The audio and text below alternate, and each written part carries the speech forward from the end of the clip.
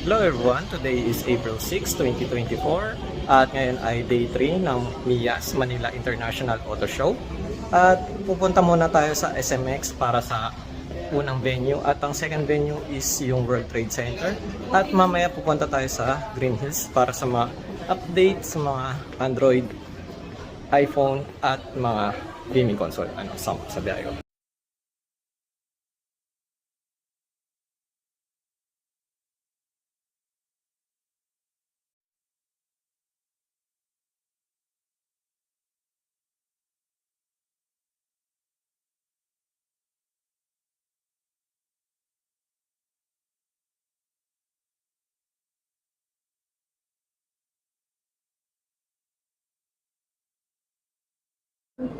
Hello everyone, nandito tayo sa Green Hills at titingnan natin ang mga smartwatch ni Ma'am Kit, ayun, Mga at original mga iPhone at syempre mga Android, sa mga sabihay ko.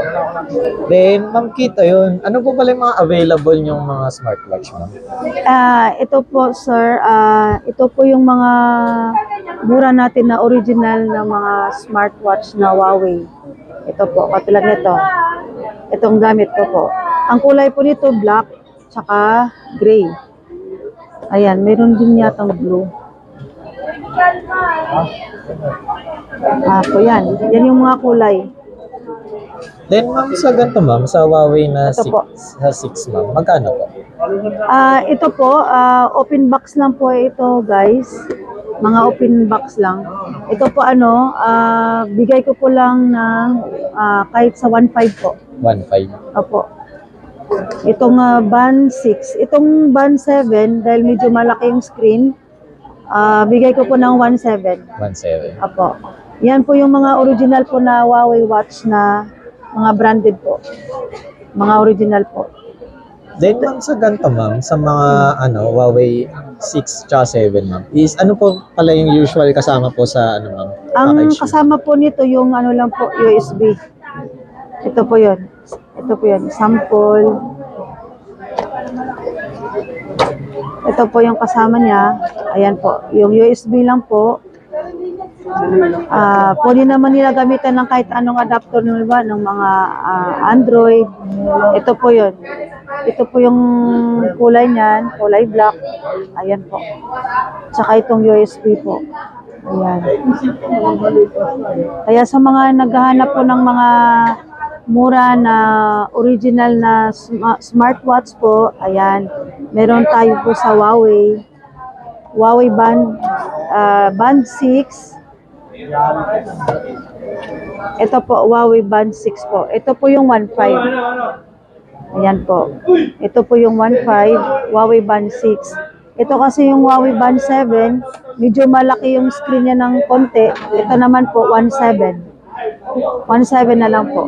Then, just in case, sa ibang smartwatch. Ito naman yung watch fit po. Ito po kasi medyo malaki rin ang screen. Ayan po. Ang laki nga. Ayan.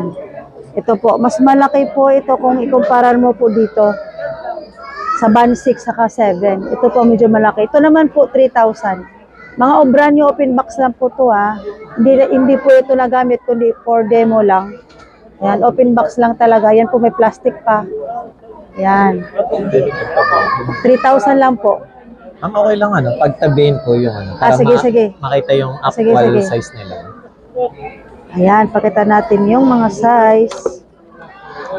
Pili na lang kayo kung mas malaki yung Ayan. gusto niyong screen or mas Ayan. maliit.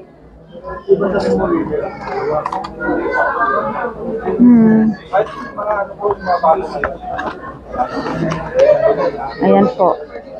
Ito yung 7, Ito yung 6. Kunti sa lang naman 8. ang difference. Ito yung 6. Ayan po.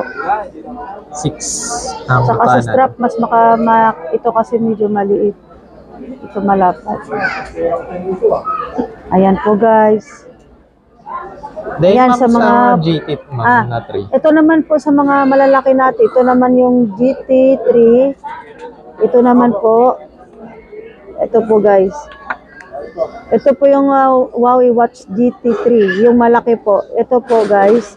Open box lang din po. Ito naman po nasa 8,000. Ito naman po. Ito po kasi 46mm. Ito naman po, 42mm po. Ito naman po, nasa 5.5. 5.5. Opo, 5.5 po ito. May kulay black, white, brown. Meron pa tayong brown. Ayan guys, may brown, may black, saka white. 5.5 lang po to guys. Kompleto, open box lang po. Ayan.